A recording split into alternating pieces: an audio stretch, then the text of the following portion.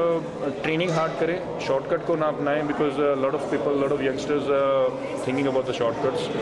And secondly ये है कि बिलीव रखें, सेल्फ बिलीव रखें। जितना आप सेल्फ बिलीव रखेंगे उतना आप परफॉर्म अच्छा कर पाएंगे और उतना आप अच्छी देश के लिए, अपने माता पिता का, अपने देश का, अपने राज्य का नाम रोशन कर सकते हैं। देखिए काफ़ी डेयरिंग था क्योंकि एक ऐसी इंजरी से बाहर आना जो कि आपको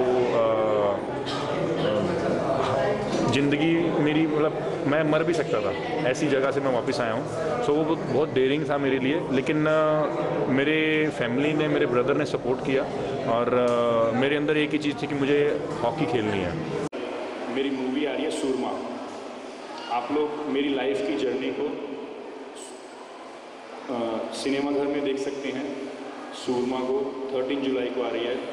सो उसमें आपको पता चलेगा, बच्चों को भी, पेरेंट्स को भी, कि एक फैमिली का क्या सपोर्ट रहता है एक स्पोर्ट्स पर्सन के लिए।